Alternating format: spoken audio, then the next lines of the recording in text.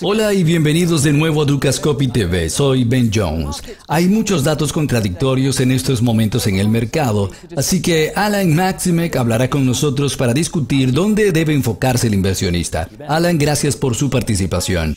Gracias, Ben. ¿En qué deberían enfocarse los inversores en el momento de decidir dónde invertir en los próximos trimestres? Como usted ha mencionado, existen muchos datos contradictorios en el mercado en este momento. Analizando la Fed, el desempleo está a la baja, el PIB es alto, y si luego cambian sus declaraciones, entonces los inversionistas estarán muy confundidos.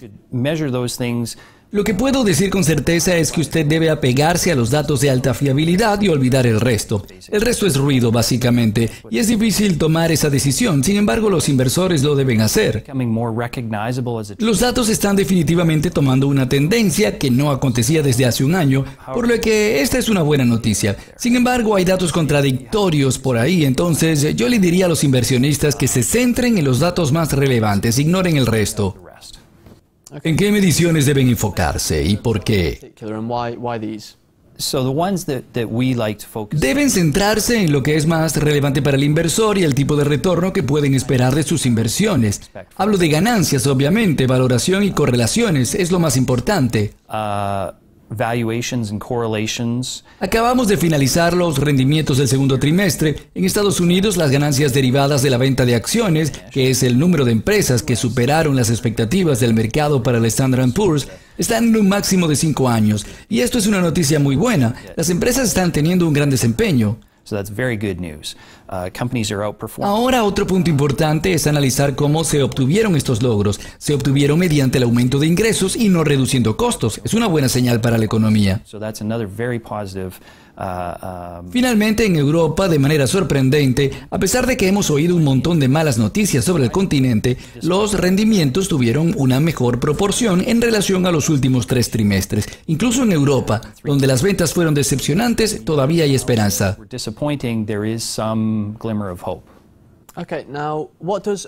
Una visualización rápida de estos datos más importantes. ¿Qué nos dice sobre el ciclo del mercado?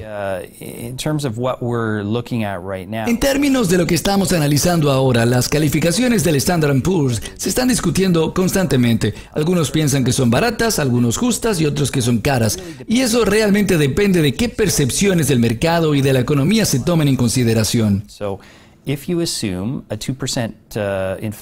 Si consideramos una inflación de 2% para los años siguientes, que está cerca de lo que indica el mercado de bonos, entonces el valor de la renta variable podría ser un poco más caro en comparación con la media histórica. El valor sería de 18 a 20 veces.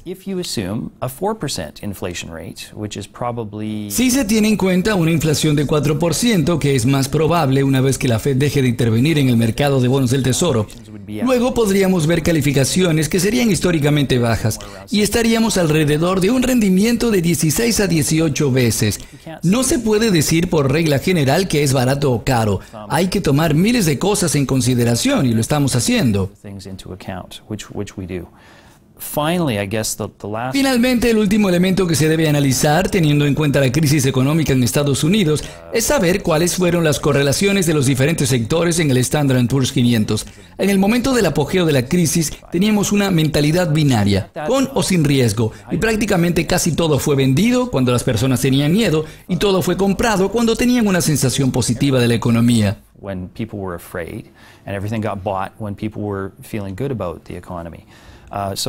Las correlaciones de los sectores del Standard & Poor's se unificaron, así que todo se movía junto, y eso no es normal. En una economía sana, la correlación es de 0,5%. Entonces, no todos los sectores se mueven juntos al mismo tiempo, pues diferentes puntos y condiciones económicas favorecen a ciertos sectores.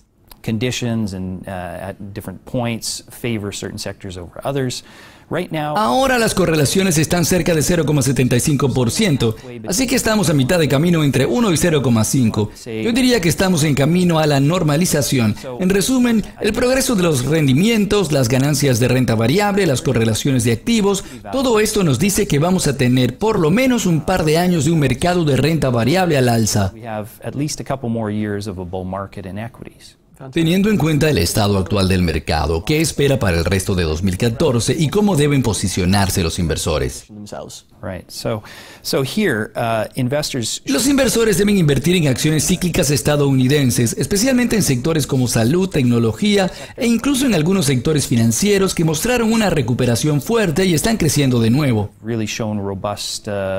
La economía no es mayor de lo que era en 2005, pero la recuperación fue grande. Algunos ejemplos de empresas de buena calidad serían Gilead de biotecnología, Qualcomm, Wells Fargo, una financiera. Todas estas son buenas compañías.